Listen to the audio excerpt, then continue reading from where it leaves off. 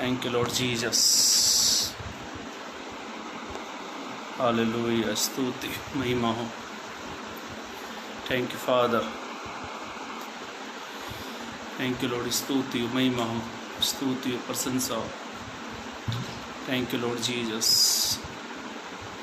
Hallelujah.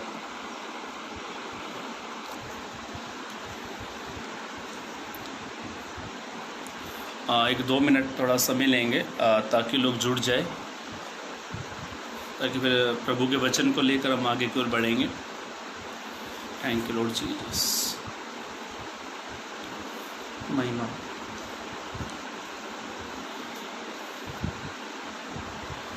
Hallelujah. स्तुति महिमा हो. हालेलुया. स्तुति. Thank you, Father. Stuti, glory to God, Jesus. Hallelujah.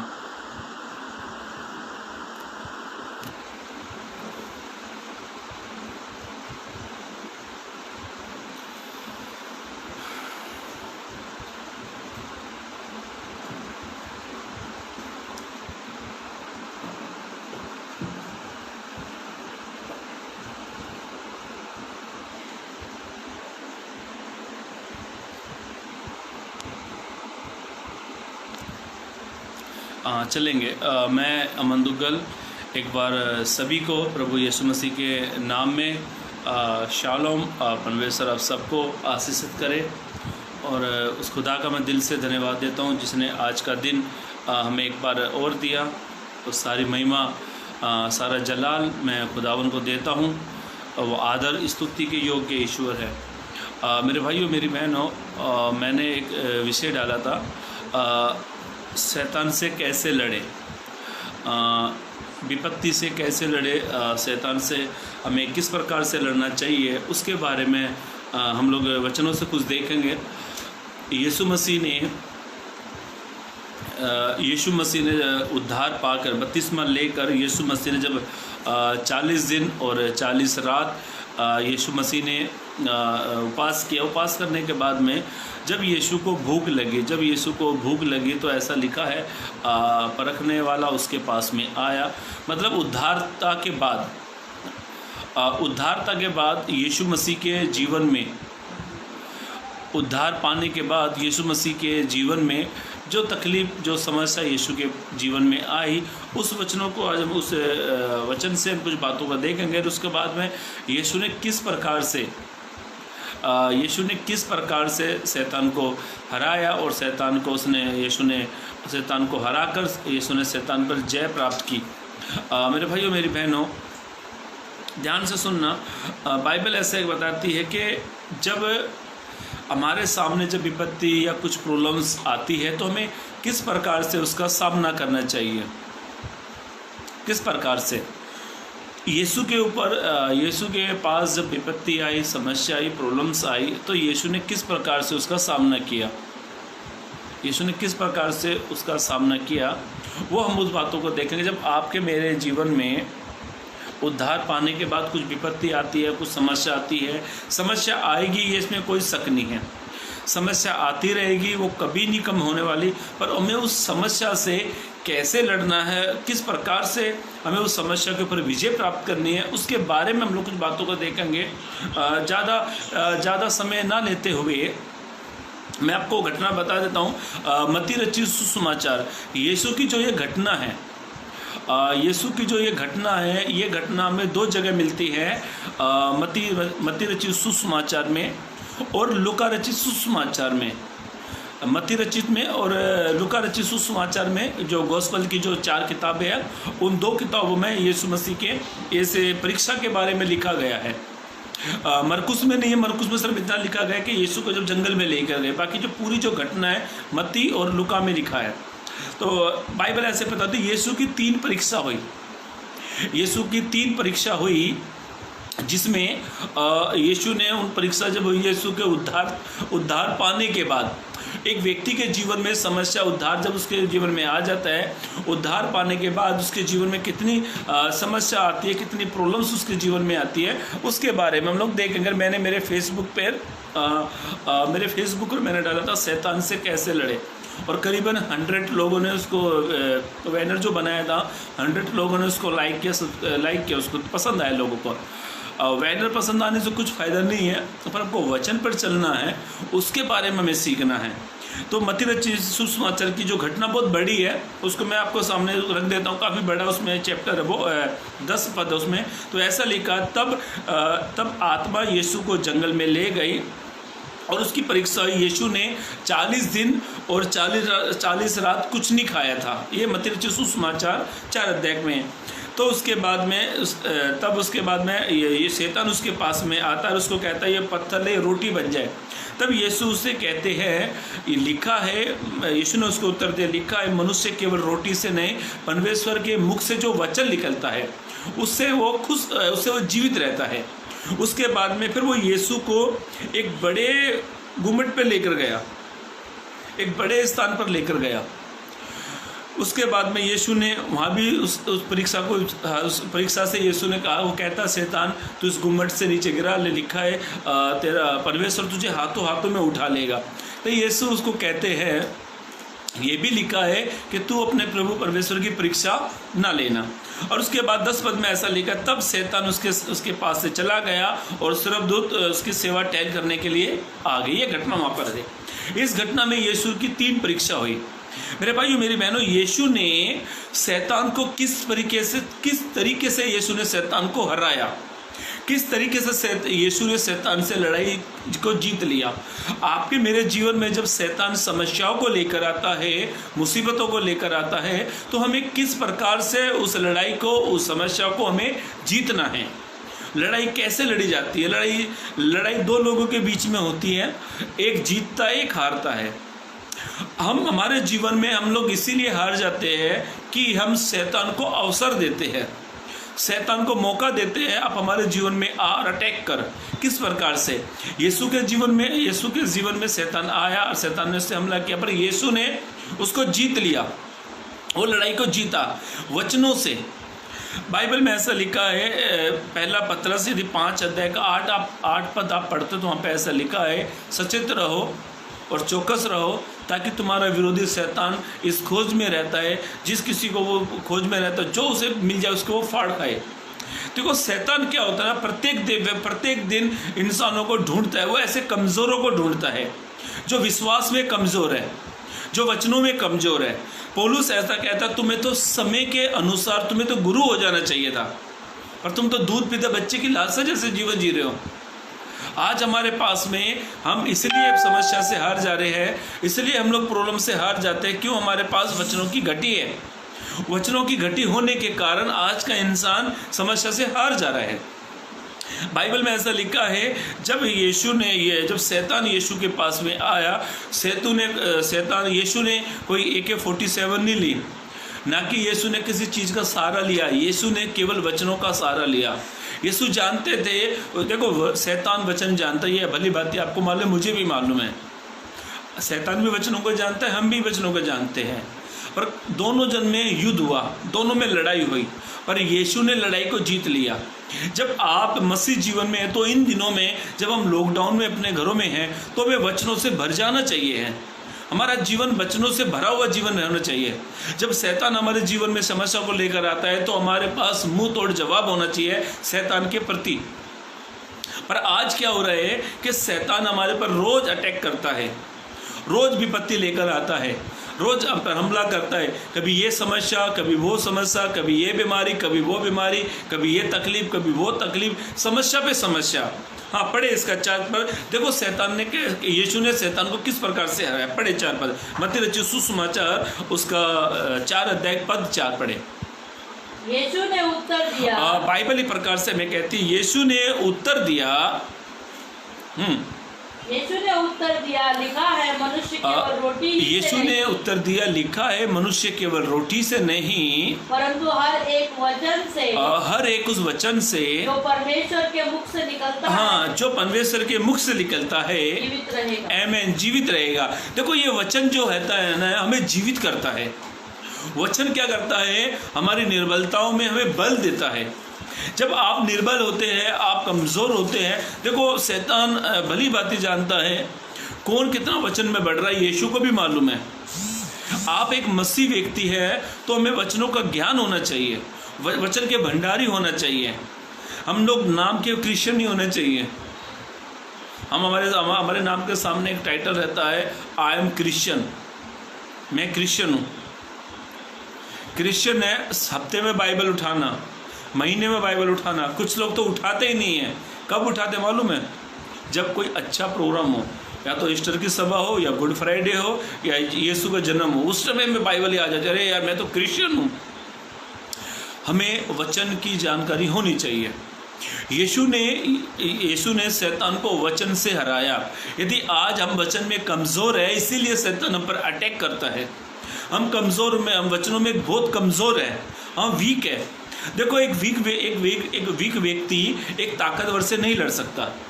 Week व्यक्ति को ताकतवर से लड़ना है तो उसको ताकतवर बनना पड़ेगा।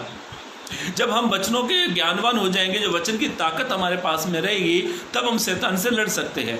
यीशु ने शैतान से, यहाँ पे कहीं भी नहीं लिखा कि यीशु ने कोई चीज़ का इस्तेमाल किया। यीशु ने केवल वचनों का इस्तेमाल किया और वचन से ही शैतान को हराया। आप पढ़ेंगे इसका 4 पद पढ़े, पढ़े 4 पद। तीसरा पद पहले तीसरा पद पढ़ते हैं। तब परखने वाले ने पास आकर उससे कहा, बाइबल ऐसा कहती है, तब परखने वाले ने उसके पास आकर कहा, यदि तू परमेश्वर का पुत्र है तो यदि कह तू दे परमेश्वर का बेटा है, उससे कह दे कि ये पत्थर रोटियां बन जाए। ये पत्थर रोटियां बन जाए। यीशु ने उत्तर दिया, लिखा है मनुष्य केवल रोटी ही हाँ, से यीशु ने उससे कहा, लिखा है मनुष्य केवल रोटी से नहीं पर उस वचन से जीवित रहता है जो परमेश्वर के मुख से निकले। देखो पहली बात, हमें वचन से लड़ना चाहिए। जब हम वचनों से ये शैतान से लड़ेंगे तो शैतान हमारे सामने से चला जाएगा, ऐसा बाइबल बताती है। अब इसका 7 पद पढ़े। यीशु ने उससे कहा, यह भी लिखा है तू प्रभु अपने परमेश्वर की परीक्षा न कर। तू प्रभु अपने परमेश्वर की परीक्षा मत करिए। कब की घटना? जब यीशु को वो गुम्बद पर लेकर गया। क्या पे लिखा है? अंगूरे पर, कंगूरे पर, सॉरी मंगूर कह रहा हूँ, कंगूरे पर यीशु को लेकर गया। और बाइबल के बुद्धिजीवी ऐसा कहते हैं कि इसकी जो हाइट थी ना वो 7 फुट थी। ऐसा बाइबल में तो नहीं लिखा यहाँ पर बाइबल के बुद्धिजीवी कैसे कहते हैं 700 फुट इसकी हाइट थी। किसकी? कंगूरे की। इसकी 700 फुट इसकी हाइट थी। बाइबल के बाइबल के अच्छे जानकार बुद्धिमान व्यक्ति इस बात को कहते हैं। पर ध्यान से सुनो, ये यीशु को वहां पर लेकर गया और यीशु से कहता तू इस पे से उतर जा, इस पे से उड़ी मार दे, उसको गिरा दे। वो यीशु को वहां पर लेकर गया। यीशु से कहता है, लिखा है तू अपने प्रभु परमेश्वर की परीक्षा ना करना। ये जो वचन है ना, ये हमें वचन 91 के 11-12 पदों में लिखा है इसके बारे में। ये वचन उससे वहां पे भी लिखे हुए हैं कि परमेश्वर की परीक्षा ना करना। मेरे भाइयों मेरी बहनों, इसका 10 पद पढ़े। तब यीशु ने उससे कहा, हे शैतान, दूर हो जा, क्योंकि लिखा है तू प्रभु अपने परमेश्वर को प्रणाम कर और केवल उसी की उपासना कर। तब शैतान उसके पास से चला गया। ऐसा लिखा, शैतान वहां पे ठहरा रहा नहीं, चला गया। ध्यान से सुनो मेरे भाइयों मेरी बहनों, यीशु ने शैतान से लड़ाई को जीत लिया। हम क्यों शैतान से हार जाते हैं? क्योंकि हमारे पास वचन का ज्ञान नहीं है। हम परमेश्वर की परीक्षा नहीं लेनी चाहिए, हमें शैतान का सामना करना चाहिए वचनों के जरिए। देखो एक माँ, जब एक बच्चा जब किसी कुश्ती में या फिर कबड्डी में जब वो कहे मम्मा मैं इसमें एडमिशन ले लूँ, तो माँ बाप क्या बोलते, बेटा तू अभी कमज़ोर है।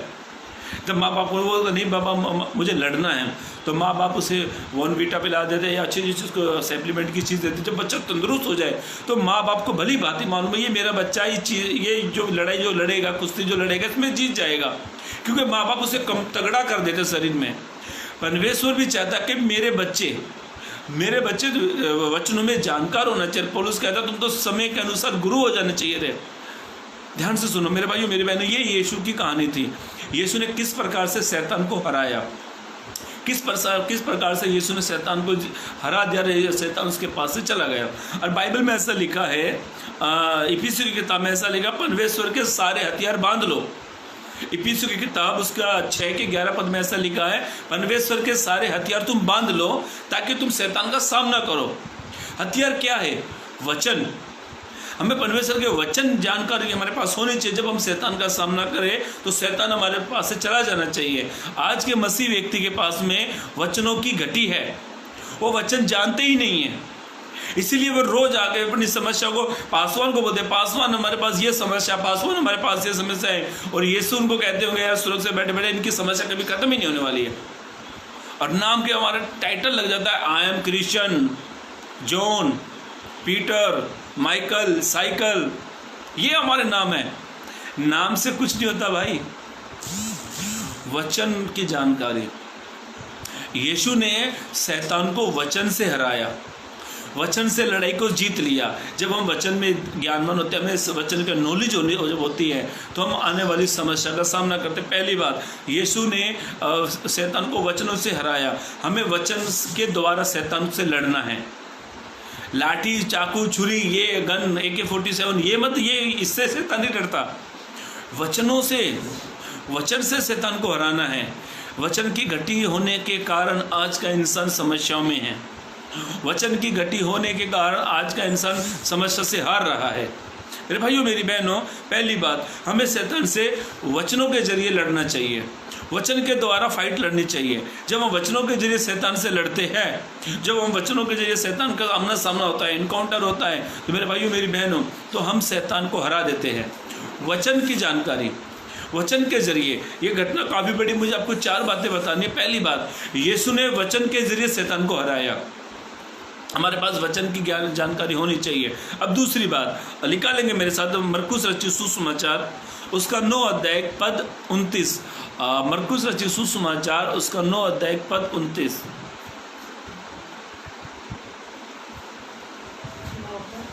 9 का पद 29। उसने उनसे कहा, हाँ। यह जाति बिना प्रार्थना हाँ। किसी और उपाय से नहीं निकल सकती। यीशु ने अपने चेलों से कहा, ये जाति बिना प्रार्थना किसी उपाय में, मतलब यीशु कहते हैं कि तुम लड़ाई को जीतोगे।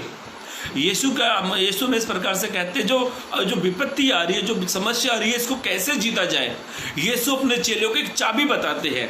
ये घटना इस प्रकार से कि यहाँ पर एक बालक था जिसके अंदर दुष्ट आत्मा से पीड़ित था। यीशु ने उसको चंगा कर दिया और यीशु के चेले उसको ठीक नहीं कर पाए। तब यीशु उनको कहते हैं, क्या यीशु कहते हैं, ये सब जातियाँ बिना प्रार्थना किसी उपाय से नहीं निकलती।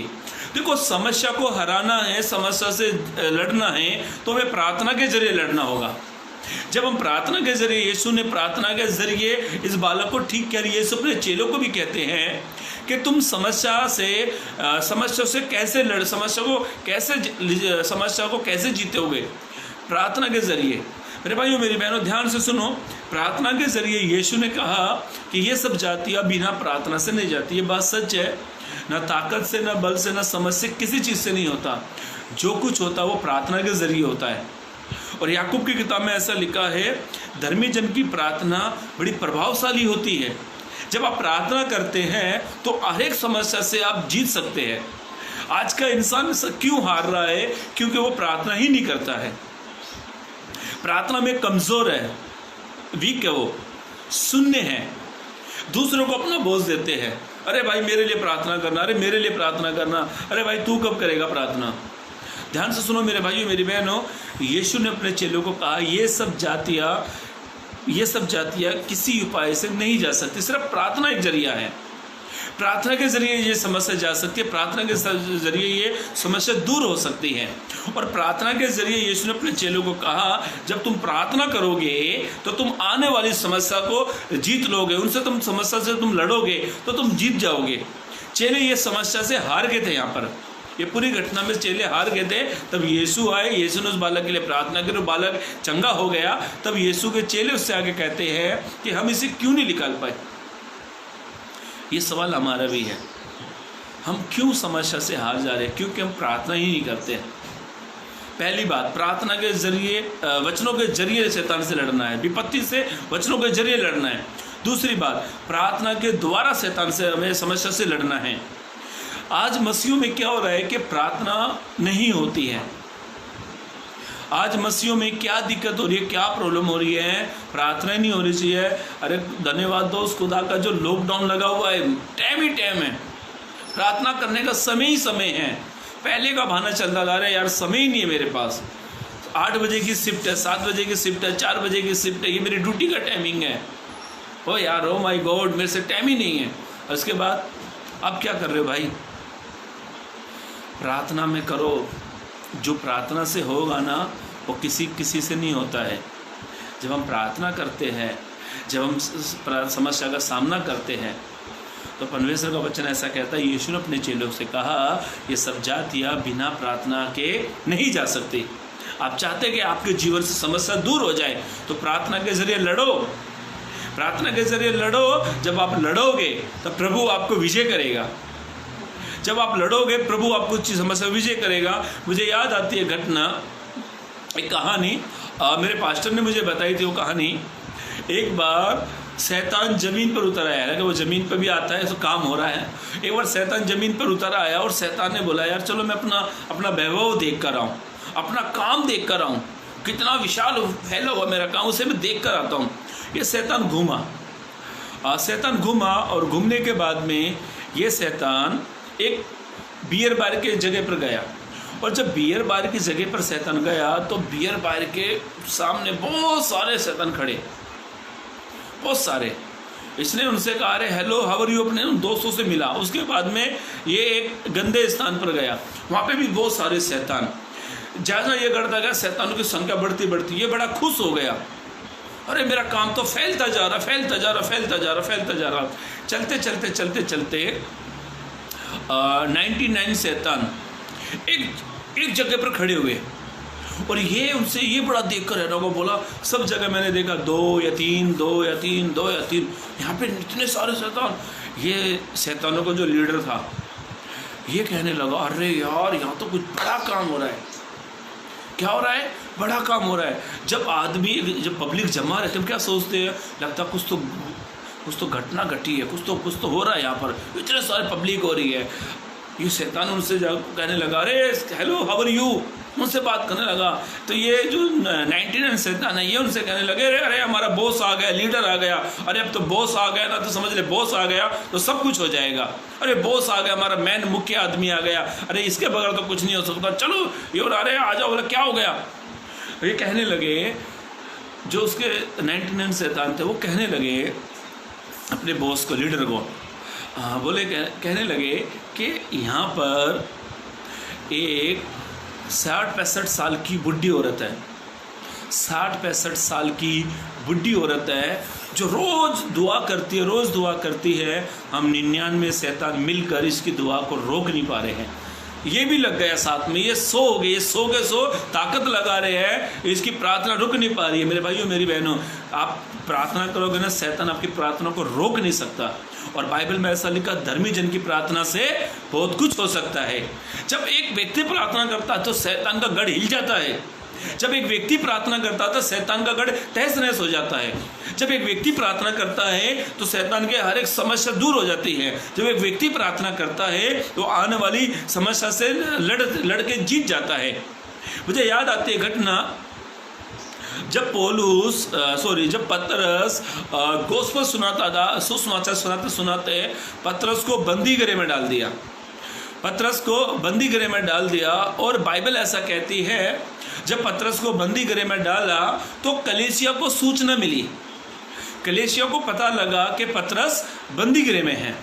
और ये कलीसिया ने बड़ी लो लगाने का मतलब होता है ताकत लगाकर प्रार्थना करी, ताकत लगा के इन्होंने प्रार्थना करी। और बाइबल ऐसा कहती है, ये घटना हमको प्रेरितों के काम उसके 12 अध्याय के 5 पद में मिलती है।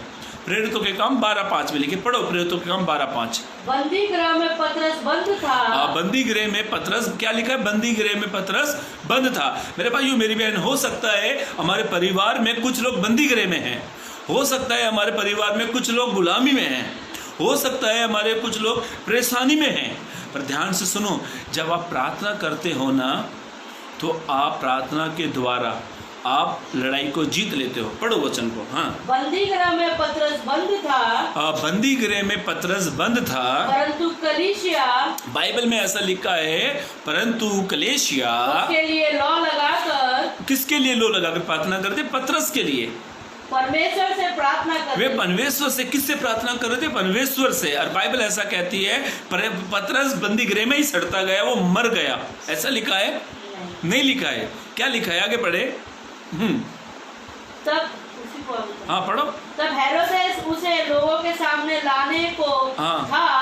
उसी रात पतरस 2 जंजीरों से बंधा हुआ, पतरस दो सिपाहियों के बीच में था, वो सो रहा था और पहलवे द्वार पर बंदी गृह की रखवाली कर रहे थे। और पहलवे द्वार के बंदी गृह पर रखवाली कर रहे थे, देखभाल कर रहे थे। तो देखो प्रभु का एक स्वर्गदूत आ खड़ा हुआ। बाइबल ऐसा कहती, देखो प्रभु का एक स्वर्गदूत आ खड़ा हुआ और उस कोठरी में ज्योति चमकी, उस कोठरी में ज्योति चमकी जहाँ पर पतरस को रखा गया था। और उसने पतरस की पसली पर हाथ मार के, उसने पतरस की पसली पे हाथ मारकर उसको जगाया।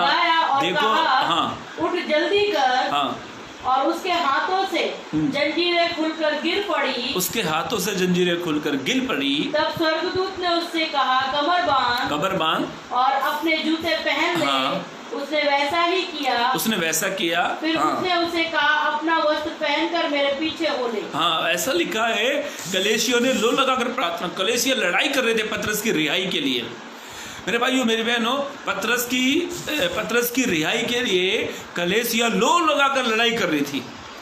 हाँ, प्रार्थना एक वर्ड होता है, वो लो लगाकर लड़ाई कर रही थी। प्रार्थना के जरिए वो लड़ाई कर रहे थे ताकि पतरस बंदी गृह से बाहर आ जाए।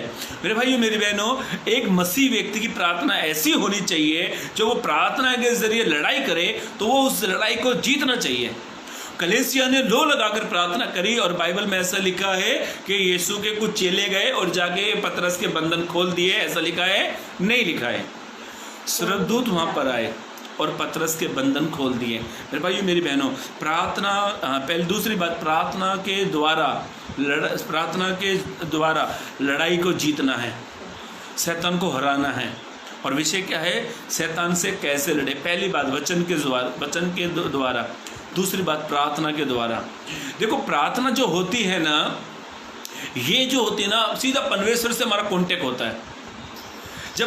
आप जब प्रार्थना करते हैं तो आपकी प्रार्थना सीधा परमेश्वर से कांटेक्ट होता है। और भजन 18:6 में ऐसा लिखा, जब आप प्रार्थना करते हो आपकी प्रार्थना का उत्तर सीधा स्वर्ग से आएगा। मेरे भाइयों मेरी बहनों, दूसरी बात हम लोग देख रहे हैं कि हमें प्रार्थना के जरिए लड़ना है। अपराध क्या हो रहा मालूम है कि मुश्किल तो ये, पास्टर सलीम खान हमेशा एक बात कहते हैं, सच है कि प्रार्थना से बड़ी बड़ी मुश्किलें हल हो जाती है। पास्टर सलीम खान जी, लुधियाना के पास्टर सलीम खान जी हैं, हमारे चर्च में मेरे साथ हमारे पास्टर के अच्छे दोस्त हैं, अच्छे मित्र हैं, छोटे भाई जैसे हैं। वो ऐसा कहते हैं पास्टर सलीम खान जी, ये सच है कि प्रार्थना से बड़ी बड़ी मुश्किलें हल हो जाती है। और दूसरा सच ये है कि प्रार्थना ही बड़ी मुश्किल से होती है। आज मसीह से बोलो प्रार्थना, अरे यार लॉकडाउन है, क्या करेंगे, मस्त 10 बजे 11 बजे 9 बजे 10 बजे सो को उठते हैं। जब बेचारा यीशु मसीह रोज दरवाजे के यीशु दरवाजे वहाँ पे खड़े हैं, लगता उठेगा प्रार्थना करेगा। हाय रे आज के मसीह इंसान के प्रार्थना के नाम पर ही टाटे बाय बाय फिश। बहुत सारे मसीह इतने अच्छे हैं ना, जो वो चर्च में आते हैं ना, ऐसी नींद सोते हैं ना, बाजू वाले को बोलते हैं ना जगा इसको, ये तो लगता है स्वर्ग में चला गया। और कहते हैं अरे चर्च बड़ा शांति प्रिय स्थान है, शांति का स्थान है, वहाँ पे शांति ही शांति है, सो जाते हैं। ध्यान से सुनो मेरे भाइयों मेरी बहनों, हमें प्रार्थना का योद्धा होना चाहिए। मुझे याद आती घटना, पतरस ने, दानियल ने अपने टीम रेडी करी, प्रार्थना के योद्धा थे दानियल के पास में। वे बंदीगृह में गए तो बाहर निकल आए, वो शेरों की मान में गए तो बाहर निकल आए। ध्यान से सुनो मेरे भाइयों मेरी बहनों, आज हम समस्या हमारे ऊपर इसलिए हावी हो रही है, हम प्रार्थना में कमज़ोर है। आज समस्या हमारे पास इसलिए हमारे पर अटैक करती है, हम प्रार्थना में कमज़ोर है। हमें प्रार्थना में मजबूत होना चाहिए, एक प्रार्थनावादी होना चाहिए। ये नाम से कुछ फ़ायदा नहीं होगा, पीटर, जॉन, ये जो भी नाम हम रख लेते हैं, इससे कुछ फ़ायदा नहीं होने वाला, पर हमारी प्रार्थना से सब कुछ होने वाला है। मेरे भाइयों मेरी बहनों, मुझे याद आती है घटना, पढ़े एक वचन पढ़ ले, मैं बता ही देता हूँ, पढ़ो। मत्ती रचित सुसमाचार उसका 17 अध्याय, मत्ती रचित सुसमाचार उसका 17 अध्याय पद 21 पद पढ़ लेना। मत्ती रचित सुसमाचार 17 का 21 पद। पर यह जाति बिना प्रार्थना हाँ और उपवास के नहीं निकलती। हाँ, ये जाति बिना प्रार्थना और उपवास से नहीं निकलती। मेरे भाइयों मेरी बहनों, ये घटना इस प्रकार से है कि यहाँ पर एक व्यक्ति यीशु के पास में आया, और यीशु और पतरस और यूहन्ना और याकूब, ये तीनों के तीनों यीशु और ये 4 जन पहाड़ पर थे, जहाँ पर यीशु का रूह मंत्र हुआ, और जहाँ पर यीशु से मूसा और एलिया मिलने के लिए आए, उनसे बातें करने के लिए वे आए हुए थे। तो यहाँ पर ऐसा लिखा, ये 9 चेले नीचे रह गए। तब यहाँ पर एक व्यक्ति आता है जिसके बेटे को मिर्गी आती थी, उसके बेटे को मिर्गी आती थी, और वो ऐसा हो जाता, कभी आग में जाता, कभी पानी में जाता, और वो चेलों से रिक्वेस्ट करता, चेलों से ठीक नहीं कर पाए। तब यीशु आते, तब यीशु उसके बेटे को ठीक कर देता है, और फिर यीशु को वो एक अंत ले जाकर पूछते हैं कि हम इसे क्यों नहीं ठीक कर पाए। तब यीशु कहते हैं, ये सब जातियाँ बिना प्रार्थना और उपवास के नहीं जाती हैं। मेरे भाइयों मेरी बहनों, जब हमारी प्रार्थना से कुछ काम नहीं होता ना, तो हमें खुदा से पूछना चाहिए।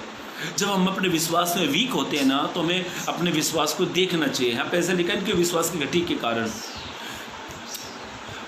ऐसा लिखा है कि यीशु ने उनसे कहा, ये सब जातियाँ बिना प्रार्थना और उपवास के नहीं जाती हैं। उपवास में बहुत लोग वीक है, उपवास में बहुत लोग वीक है। उपवास करना चाहिए, कोशिश करनी चाहिए। ये बात सच है, कोशिश करने वालों की हार नहीं होती, कोशिश करना चाहिए। ध्यान से सुनो मेरे भाई मेरी बहनों, मैं मेरे जीवन की आपकी गवाही बताता हूँ, मेरे जीवन की छोटी सी गवाही बताता हूँ। मेरी वाइफ और मैं, हम दोनों एक घर में रहते थे, फ्लैट में रहते थे हम लोग। बच्चा नहीं था हमारे पास में, और हम लोग खारगर में रहते थे, न्यू मुंबई खारगर में। और मेरी वाइफ का पहला ऑपरेशन होने के बावजूद में, तो मेरी वाइफ का राइट साइड का ट्यूब जो था वो डॉक्टर ने निकाल दिया था। ध्यान सुनो, ये जो वचन मैं आपको बता रहा हूँ ना, उपवास और प्रार्थना, इसके जरिए क्या परमेश्वर बड़ा काम करेगा, ये इसके बारे में मैं अपना प्रैक्टिकली अनुभव आपको शेयर कर रहा हूँ। मैं रियली अपना अनुभव आपको शेयर करता हूँ, ध्यान से सुनना। मेरी वाइफ का पहला बच्चा मिसकरेज हो गया, वो उसको निकाल दिया गया, और शरीर का एक अंग भी जो ट्यूब था उसको भी निकाल कर फेंक दिया। उसके बाद में मेरी वाइफ को बहुत लंबा समय हो गया, बच्चा नहीं हो रहा था। बहुत इलाज कराया, उल्लासनगर में कराया, अमरनाथ में कराया, खारगर में कराया, यहाँ तक कि हम चैम्बूर भी चले गए थे। एक बार चैम्बूर भी गए, चैम्बूर भी जाकर हमने वहाँ पे भी डॉक्टर से इलाज कराया, इंक्वायरी करी, हम लोग अपने घर पे आ गए। जो पैसा मैंने कमाया था वो सब डॉक्टरों के पास जा रहा, 5,000, कभी 10, कभी 5, जैसा टेस्ट डॉक्टर बोले ऐसा करना पड़ा। कभी ये सोनोग्राफी लिखाओ, कभी इसके पास जो, मतलब मेरा घर जो ना फाइल का स्थान बन गया। अमरनाथ की फ़ाइल अलग, उल्लासनगर की फ़ाइल अलग, खारगर की फ़ाइल अलग, चैम्बूर गए वहाँ का भी 1-2 पेपर बन गया। मतलब फ़ाइल इतनी जमा होगी, ज़िंदगी में निराश हो गए। ऐसा लगता था कि सब कुछ होने के बाद भी ऐसा लगता कुछ है ही नहीं हमारे पास। और सच में बात है, हमारे पास एक ही घटी थी कि वो संतान की घटी थी। हमने एक दिन निर्णय कर लिया, हमने एक दिन निर्णय किया, जब तक खुदा हमको बच्चा ना दे, हमने उपवास प्रार्थना बंद ही नहीं किया। हमने सप्ताह में 2 दिन बांधे, सप्ताह के 2 दिन हम लोग करते थे, उपवास करते थे। हमारा एक अच्छा डिसीजन था, एक निर्णय था। जब हम उपवास प्रार्थना करते थे ना, तो मैं अपने मोबाइलों को बंद कर अपने घर की कड़ी लगाकर, मैं मेरी पत्नी उपवास प्रार्थना के ज़रिए हम परमेश्वर की आराधना करते थे, प्रार्थना करते थे। ऐसा हुआ जब मेरी वाइफ ट्रैगर न्यूज़ से जब चेक करती थी ना, तो मैं बड़ा खुश हो जाता था। अब तो पॉजिटिव आएगा, अब तो पॉजिटिव आएगा।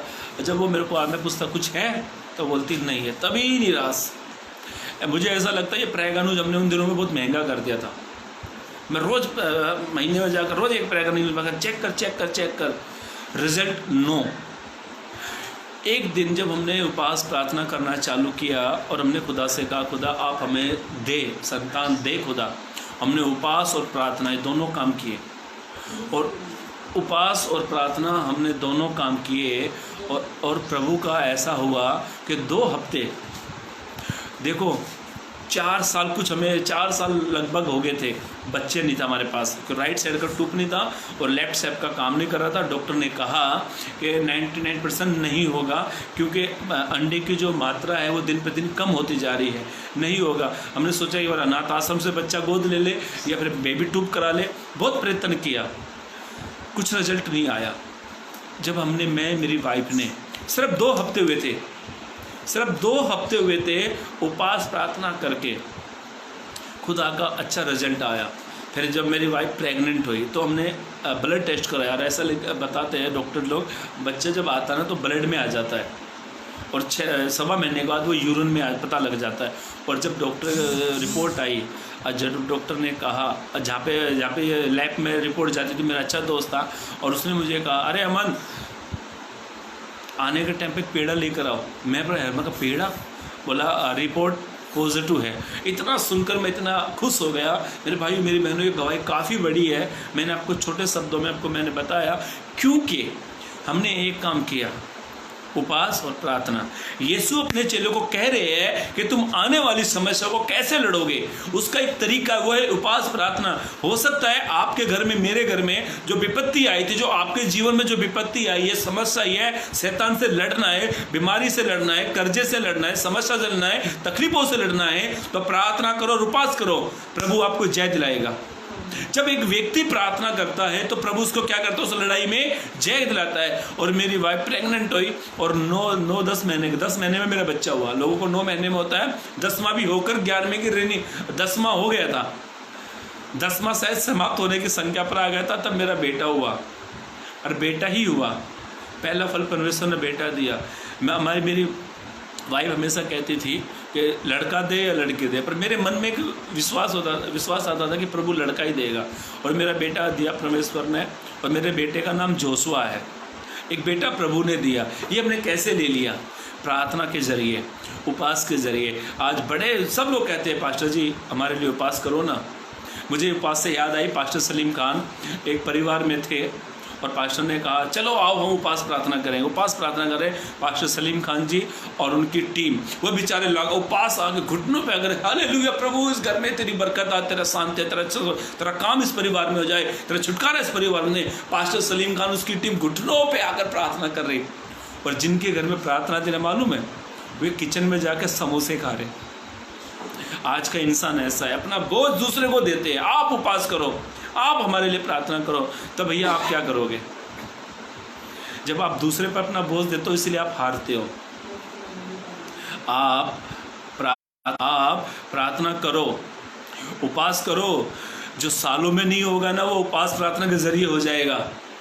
सालों का केस चल रहा है, सालों का दुख आ रहा है, सालों की समस्या है, सालों की पीड़ियाँ है, तकलीफें, समस्या पीढ़ी से पीढ़ी घट कम नहीं होती, बढ़ती जा रही है। तो मेरे भाइयों मेरी बहनों, दूसरी बात, प्रार्थना के जरिए लड़े। पहली बात वचनों के जरिए, दूसरी बात प्रार्थना के जरिए, तीसरी बात और क्या चलेंगे। याकूब की किताब में ऐसा लिखा है, याकूब 5:17 में, धर्मी जन की प्रार्थना बड़ी प्रभावशाली होती है। जब आप प्रार्थना करेंगे तो आपकी प्रार्थना एक प्रभाव को खींचती है। जब आप उपवास करते हो तो एक पावर आता है। जब आप प्रार्थना करते हो तो प्रभु बड़े बड़े आपकी प्रार्थना के जरिए काम होते आप देखोगे। ध्यान से सुनो, जो कभी नहीं हुआ ना वो प्रार्थना के जरिए होगा। मेरे भाइयों मेरी बहनों ध्यान से सुनो। अब तीसरी बात को चलेंगे। मुझे याद आते घटना पौलुस और सिलास ये बंदी गृह में चले गए। इन्होंने यीशु मसीह का शुभ समाचार सुनाया, गॉस्पेल सुनाया और ये प्रार्थना ये वहाँ के लोग इनको पकड़ ले, इनको बंदी गृह में डाला। ये घटना हमको मिलती है प्रेरितों के काम उसके 16 अध्याय। प्रेरितों के काम उसका 16 अध्याय 16 अध्याय 25 से पढ़ना। आधी रात के लगभग, यहाँ पर ऐसा लिखा है, आधी रात के लगभग पौलुस और सिलास प्रार्थना करते हुए, ऐसा लिखा है, ये पौलुस और सिलास जब दरोगा ने बंदी गृह में इनको डाला था ना, ये लकड़ी में फिट थे, ऐसे दिन के लकड़ी में फिट थे, पैर भी फिट थे, लकड़ी में ऐसे थे, ऐसे लकड़ी में ये फिट थे। ऐसे हालात में क्या इंसान प्रार्थना स्तुति करेगा? क्या करेगा? मुझे तो नहीं लगता कि करेगा। पर आधी रात के लगभग पौलुस और सिलास उठकर नाचने लगे, ऐसा लिखा है? नहीं, पौलुस और सिलास आधी रात के लगभग ये क्या करने लगे? पढ़े 25, 26, 27। हाँ, आधी रात के लगभग, यहाँ पे ऐसा लिखा है, पौलुस और सिलास जो बंदी गृह में हैं, जो कैदी है, जो जेल में डाले गए हैं, वहां पर ये आधी रात के लगभग पौलुस और सिलास प्रार्थना करते हुए परमेश्वर के भजन गा रहे थे। भजन का मतलब है स्तुति कर रहे थे। हाँ, कैदी उनकी सुन रहे थे। जब ये स्तुति कर रहे थे तो कैदी इनकी सुन रहे थे। इतने में एकाएक बड़ा भूकंप आया। ऐसा लिखा है, इतने में एकाएक भूकंप आया। ये इस भूकंप के शब्द से इसको वचन को यहाँ पर रोक कर रखना। मुझे याद आती है घटना, यरीहो की दीवार काफी हाइट थी, काफी बड़ी थी वो, कि यरीहो की जो दीवार थी काफी हाइट थी, बहुत बड़ी थी। हमारे पास्टर ऐसे बता रहे, वो दीवार को यदि हम इस तरीके ये एंगल से देखें तो काफी हद तक उस पर रथ ऐसे खड़े करें, 25 रथ खड़े करें तो ऐसे दीवार, मान मेरे घर की दीवार पीछे, ये दीवार कैसे रथ ऐसे खड़े करे ना, तो ऐसे हमारे पास्टर जी बताते थे 20-25 रथ खड़े हो जाएंगे, इतनी हाइट की वो दीवार थी। इन्होंने मस्त छीनी हथौड़ा लिया, यहोशू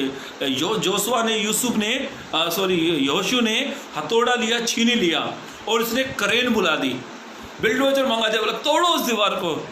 ऐसा लिखा है? नहीं, बाइबल ऐसा कहता है, एक दूत ने उससे कहा तू यरीहो के 7 चक्कर काट और छठे दिन चिल्ला दे, छठे दिन जोर से जय जयकार कर दे। और ऐसा लिखा है, इन्होंने 7 दिन उसके चक्कर लगाए यरीहो के, और जोर से चिल्लाए, जोर से स्तुति आराधना करी, जय जयकार करने लगे। ऐसा लिखा है कि यरीहो की दीवार नींव सवेर गिर गई। अरे भाई मेरी बहन, आपकी स्तुति है ना, लोगों के बंधन तोड़ दे सकती है। जब आप स्तुति करते हो ना, खुद तो आज़ाद होते हो, दूसरे भी आज़ाद हो जाते हैं। यरीहो की दीवार गिर गई, और यहाँ पर ऐसा लिखा है, पौलुस और सिलास आधी रात के लगभग ये प्रार्थना करने लगे, भजन गा रहे थे, ये भजन कीर्तन गा रहे थे, और कैदी उनकी सुन रहे थे। इतने में एकाएक बड़ा भूकंप आया, यहाँ तक कि बंदी गृह की नींव हिल गई, और तुरंत सब द्वार खुल गए। और लिखा है तुरंत सब द्वार खुल गए। मुझे एक गवाही, पास्टर की गवाही याद आ गई। ये सत्य गवाही है, कोई कहानी नहीं बता रहा हूँ। खारघर में राइन स्कूल है, राइन, उसकी जो संस्था है ना काफ़ी बड़ी है, और जिसका वो स्कूल है वो पिंटू सर करके है, वासी में उनका काफ़ी बड़ा स्कूल। वो स्कूल में जो यूनिफॉर्म जो होती है ना, तो वो ब्रदर, वो जो पास्टर है अहमद पास्टर, उन्होंने मुझे एक दिन अपनी गवाही बताई थी। उन्होंने मुझे 2007 या 8 के लगभग उन्होंने अपनी गवाही बताई। और क्या गवाही थी? वो एक जेल में थे, वो रियली गवाही उनकी, जेल में थे। उनको किसी ने उनको गॉस्पेल दिया, उनको वचन दिया, और वो जेल में बाइबल पढ़ते थे, बाइबल पढ़ते थे, और पढ़ते पढ़ते वो परमेश्वर की स्तुति करते थे, आराधना करते थे। देखो मेरे भाइयों मेरी बहनों, हमारी प्रार्थना से ना राजाओं के मन बदल जाते हैं। आप अपनी स्तुति आराधना के जरिए, भजन कीर्तन के जरिए हम राजाओं के मन बदलते हैं। एस्तर की किताब में ऐसा घटना हुआ है। तो ये अहमद ब्रदर, अभी तो अहमद पास्टर जी ने दुआ प्रार्थना करी, और ऐसा हुआ कुछ सालों के बाद इनको कोर्ट से एक नोटिस आया, इनके अच्छे काम को देखकर, इनके जीवन को देखकर ये रिहा हो गए। और जब ये रिहा हुए, इन्होंने कह दिया कि मुझे रिहा करने वाला ना मेरे ना अपने, मुझे रिहा करने वाला खुदा है। जब इन्होंने ये निर्णय को लिया, इन्होंने फिर सेवा चालू कर दी। सेक्टर 11 खारगर नवी मुंबई में राइन स्कूल में सेवा करते हैं और अच्छा कारोबार, इनका अच्छा बिजनेस है। जितनी भी राइन स्कूल की जो यूनिफॉर्म होती है, आज उस यूनिफॉर्म के मालिक ये है। ये उन यूनिफॉर्म को बनाते हैं और उस स्कूल में देते हैं, सप्लाई करते हैं। देखो मेरे भाइयों मेरी बहनों, ये पासवान जी का नंबर भी मेरे पास, मेरे बहुत अच्छे दोस्त हैं, खारगर में रहते हैं ये। इनकी जीवन जेल बंदी गृह में थी। हो सकता है मेरे भाइयों मेरी बहनों, आप या आपका परिवार बंदी गृह में हो सकता है आप और परिवार बहुत सालों से दुखों में हो। स्तुति आराधना करो, प्रभु बंधनों को खोल देगा। स्तुति आराधना करो, प्रभु आज़ाद कर देगा। पौलुस सिलास ने लगभग आधी रात के लगभग इन्होंने भजन कीर्तन करे और बाइबल में ऐसा लिखा, एक बड़ा भूकंप आया और बंधन खुल गए। खुल तो आज़ाद हुए तो हुए, कैदियों को भी आज़ाद कर दिया। मुझे एक वचन बहुत अच्छा लगता है, पढ़ेंगे मेरे साथ, भजन 71 23 पद। भजन 71 पद 23।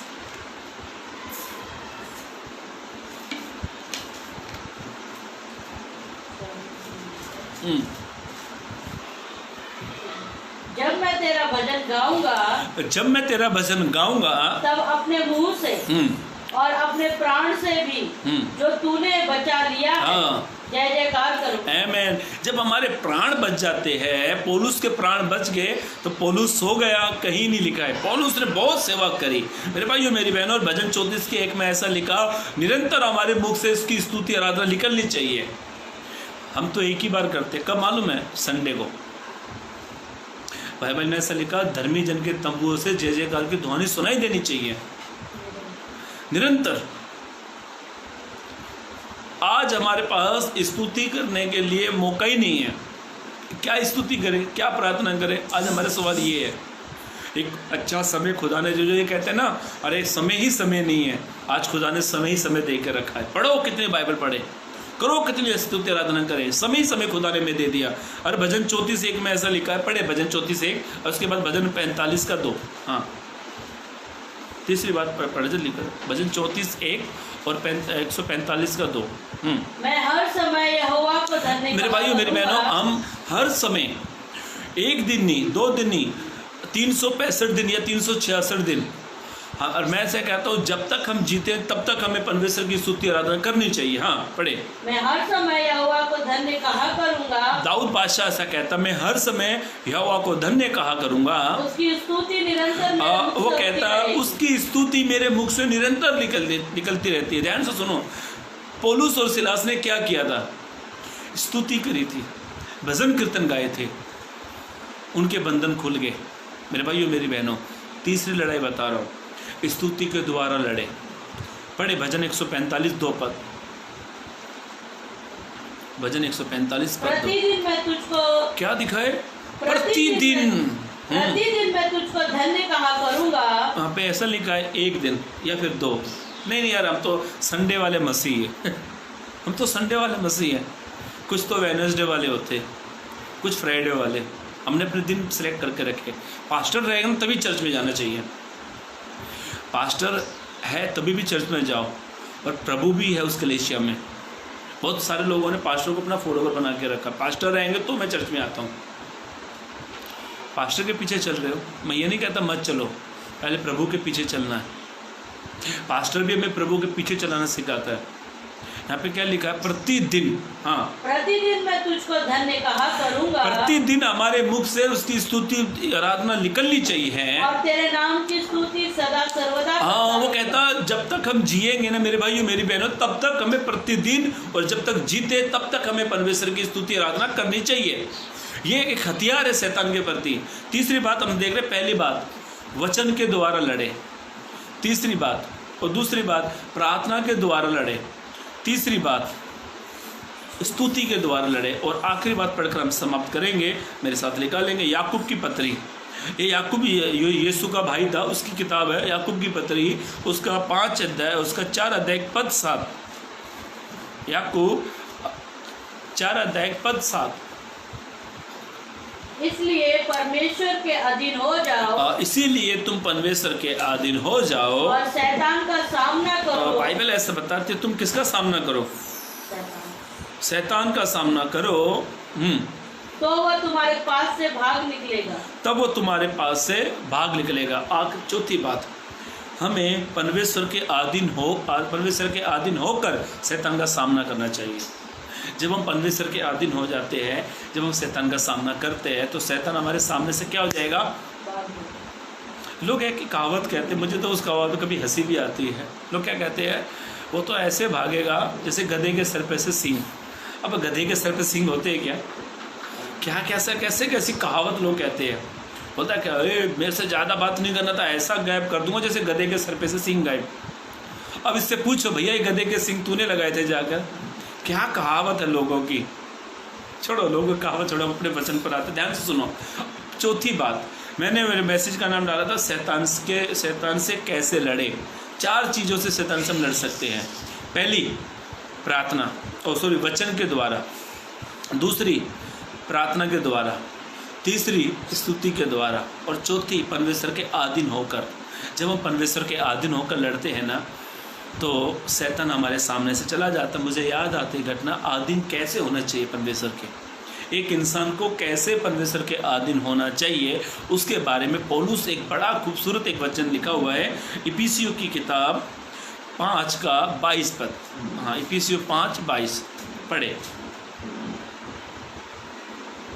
हे पत्नियों, अपने अपने पति के ऐसे अधीन रहो। हे पत्नियों, अपने अपने पति के तुम ऐसे अधीन हो जाओ जैसे प्रभु के। पत्नी जो होती है ना, वो अपने पति के अधीन होती है। अधीन का मतलब जो काम करना वो अपने पति से पूछती है। पति से क्या बोलेगी, आज ये बनाऊं, आज पाव भाजी खाओगे, पोहा खाओगे, इडली खाओगे, आलू के पराठा खाओगे। जो पति बोलेगा पत्नी वो बना देती है। इसका मतलब क्या होता है, पत्नी क्या होती है, अपने पति के अधीन होती है। वैसे ही हमें परमेश्वर के अधीन होना चाहिए। परमेश्वर कहता तुम मेरे अधीन हो तो प्रार्थना करो। परमेश्वर कहता तुम मेरे अधीन हो तो वचनों को पढ़ो। परमेश्वर कहता तुम मेरे अधीन हो तो स्तुति करो। अधीन पत्नी का उदाहरण पौलुस ने कहा, जैसे पत्नी अपने पति के अधीन होते वैसे हमें प्रभु के अधीन होना है। जब हम प्रभु के अधीन हो जाएंगे, जब हम परमेश्वर के अधीन हो जाएंगे, तो मेरे भाइयों मेरी बहनों, शैतान हमारे सामने से चला जाएगा, विपत्ति हमारे सामने से चली जाएगी। मुझे याद आती घटना, याकूब इतना परमेश्वर के अधीन था कि उसके जीवन में बहुत विपत्ति आई। पत्नी कहने लगी, क्या तू अब तक अपनी खराई पर बना है? अय्यूब वो कहती है कि तू अब तक अपनी खराई पर बना है, तो भी उसने अपने मुख से एक शब्द निकाला। इतना अधीन था वो परमेश्वर के। और जो परमेश्वर के अधीन होते हैं ना, तो परमेश्वर उन्हें कभी लज्जित भी नहीं होने देता। और अय्यूब को परमेश्वर ने रिटर्न दे दिया, दुगना दे दिया। ध्यान से सुनो, आखिरी बता दे रहा हूँ। याकूब की पत्री उसका 4:7 पर पढ़कर हम समाप्त करेंगे। पढ़े याकूब 4:7। हाँ, याकूब 4 और 7 पद।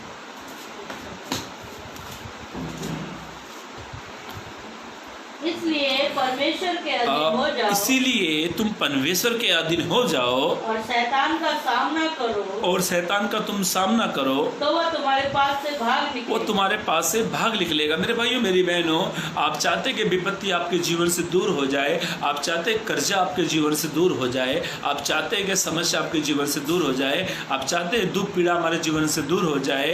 ये दुख पीड़ा समस्या कौन लाता है? शैतान भेजता है। जब आप परमेश्वर के अधीन हो जाओगे तो शैतान आपके पास से चला जाएगा। मेरे भाइयों मेरी बहनों, 4 बात हमने सीखी। पहली बात शैतान से कैसे लड़े, वचनों के द्वारा। दूसरी बात प्रार्थनाओं के द्वारा। तीसरी बात स्तुति के द्वारा। चौथी बात परमेश्वर के अधीन होने के द्वारा। जब आप परमेश्वर के अधीन होते हो तो परमेश्वर आपको विजय दिलाता है, जय दिलाता है। मेरे भाइयों मेरी बहनों, इन दिनों में लोग वचनों को पढ़ो, खूब प्रार्थना करो, खूब स्तुति करो।